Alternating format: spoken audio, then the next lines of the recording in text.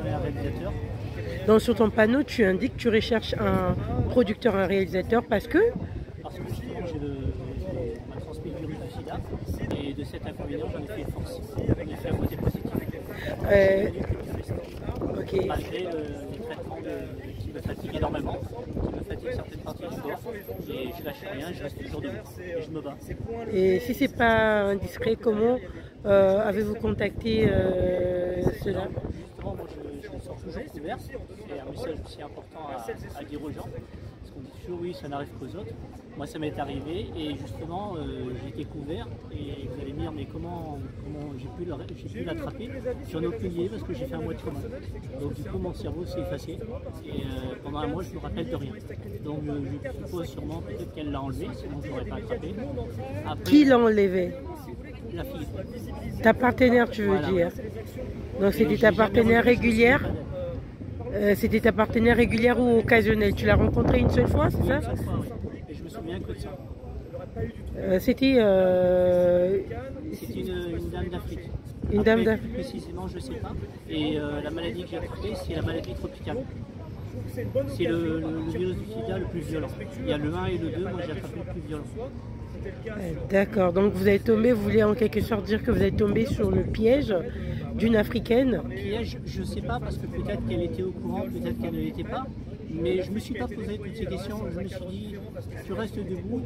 Est-ce que vous étiez, excusez-moi, est-ce que vous étiez drogué, vous étiez conscient Pas du tout, mais justement, je me souviens de rien. Donc moi, je sais que je ne bois jamais. Donc est-ce qu'elle a mis quelque chose pour faire boire? Je ne sais pas du tout.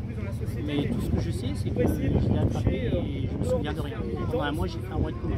Mon cerveau, il y a une partie de mon cerveau qui s'est effacée pendant un mois.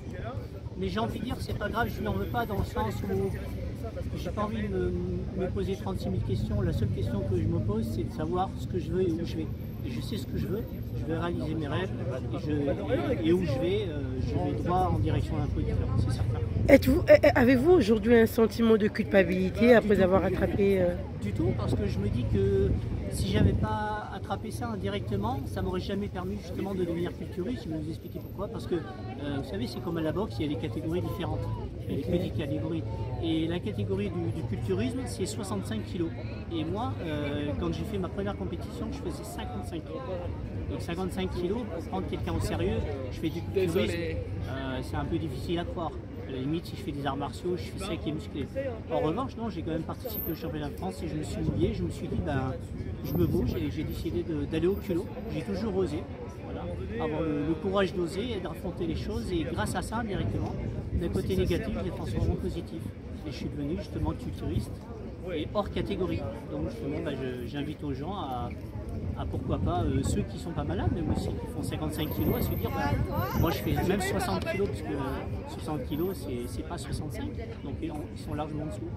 Et voilà, je les encourage, il y a beaucoup de gens qui me suivent sur mon mur, c'est l'américain, et même des gens qui sont pas handicapés qui me disent, je le dis parce que je mens pas, je triche pas, qui me disent mais ce que tu fais, moi je le fais pas. Et les mecs qui sont champions d'Europe, champions du monde, ils sont très costauds. Pourquoi? Parce que voilà, je suis déterminé et ma phrase clé c'est croyez en vos rêves et faites-le. D'ailleurs, je vais vous montrer ce qui est écrit dans mon dos. Alors, Seb, aujourd'hui que vous êtes atteint du VIH/SIDA, c'est quoi le message que vous pouvez transmettre à la future génération sportive et autres? Au niveau sur le plan humain, c'est de... J'incite pas forcément les gens à dire ce que j'ai ou à dire ce qu'ils ont, mais j'ai envie de dire, ils peuvent le dire aussi parce qu'il n'y a pas de honte et le fait que moi j'en parle, je connais beaucoup de gens qui s'identifient à moi, qu'ils soient malades ou pas, et n'ayez pas peur d'en parler, il n'y a pas de honte. Il y a le site d'action, il y a Lynn Renaud, voilà, je pense un petit peu beaucoup, à tous les gens qui s'en occupent. C'est une question de faire véhiculer un message et vous tendez la main, vous faites partie du fil rouge. Donc le fil rouge c'est la continuité, donc c'est ça le principal et il faut toujours regarder droit devant. Après sur le plan sportif ou sur le plan d'autres choses, d'un côté négatif, il faut toujours transformer en positif. Donc le plus important c'est de réaliser ses rêves et de savoir surtout ce qu'on veut. Parce qu'il y en a beaucoup qui disent ah, j'espère qu'il va faire beau, j'aimerais bien. Non, si tu démarres la phrase, quand je dis tu, c'est une expression, si tu démarres la phrase comme ça, tu as tout perdu. Tu dis pas j'aimerais bien ou j'espère. J'espère, ça veut dire je suis dans l'attente. Merci. J'attends qu'il fasse meilleur. Non. Merci beaucoup Seb de l'Américain. Merci à vous. Votre prénom.